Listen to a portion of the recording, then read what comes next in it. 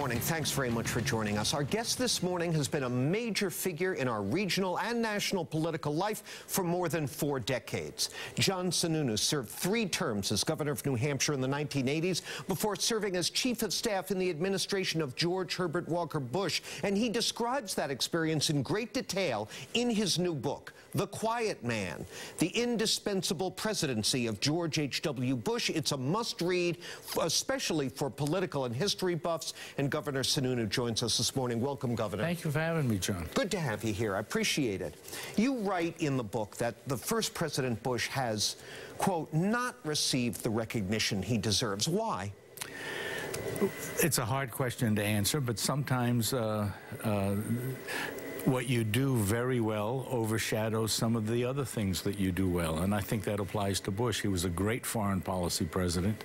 Everybody gives him credit for that, but he was also a great domestic policy president, and that's one of the reasons I tried to put all this between the 2 covers of a book. Well, he was also the last president we will have from the so-called greatest generation that both experienced the Depression and fought World War II. Now, with the exception of his son George's non-combat National Guard service, none of the 3 baby boomer presidents we've had since the first President Bush served in the military. What do you observe about the difference between the generations when it comes to national political leadership? Well, the more recent generation never had to go through the kind of climate of concern that the world went through with World War II, the Nazis, Japanese invasion of Pearl Harbor. I think there was a greater sense in the old generation, the greatest generation, that things can go wrong and you have to do things right to prevent them from going wrong. I think the modern generation seems not to be as concerned about making sure that every dial is turned to exactly the right place. Even after 9/11? You know, there was a period of time immediately after 9/11 when that returned, and I think George W. Bush really responded to that the way you want a president to respond to, including that great scene when he went down to New York with the megaphone. But other than that period of time, I think we've gotten a little bit complacent in our governance. Do you think the baby boomers have made a hash of it? Let's put it this way. There are some of the baby boomers that I think have not governed well. Do you want to expand on that? Well, I think we're going through a tough 6 years right now. Respectfully, what's been the core problem? A lack of experience. Yeah. You cannot learn to be president by being president. You've got to get some experience. That's why I always say I'm very partial to governors. Ronald Reagan was a good example. Franklin Roosevelt was a good example. Bill Clinton was a good example. Governors come in with the experience of having dealt with the legislature.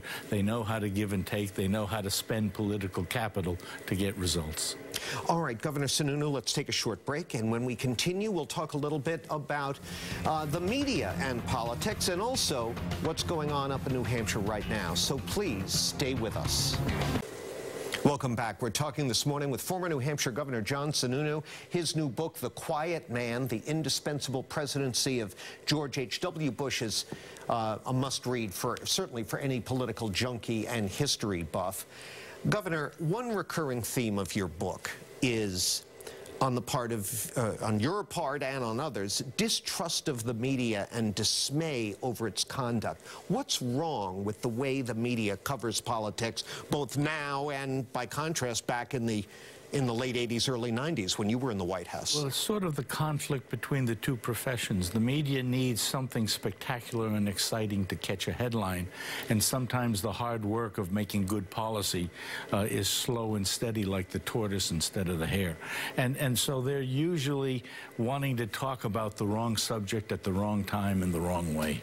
Well, there are a couple of times in there where you talk about how you, in hindsight, mistakenly assumed that the press would act one way, and they didn't. You talk the whole section where you're writing about the flap over your travel is a good example. My biggest mistake in Washington really was not working harder to cultivate a positive relationship with the media. And part of that was because George Bush was not a great fan of his staff getting cozy with the media. And the other part of it was that but I frankly felt it wouldn't be a good investment of time. It turns out I probably should have invested more time.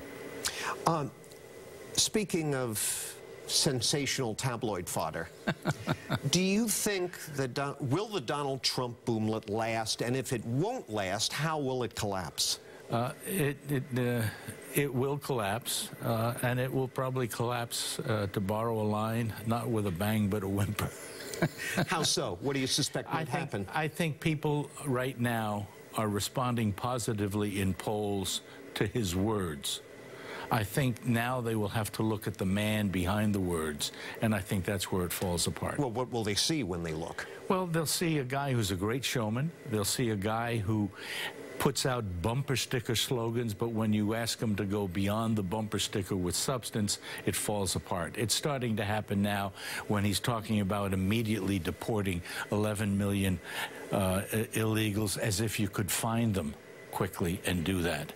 And so when people start seeing there's no detail to the headline phrase, I think it starts to erode and fall apart. Well, our viewers know I'm not a huge Trump fan, and I would be reluctant to compare him with President Obama, but certainly even Obama supporters will acknowledge his success as a candidate was to a great extent a matter of style and demeanor and the way the campaign was contrived.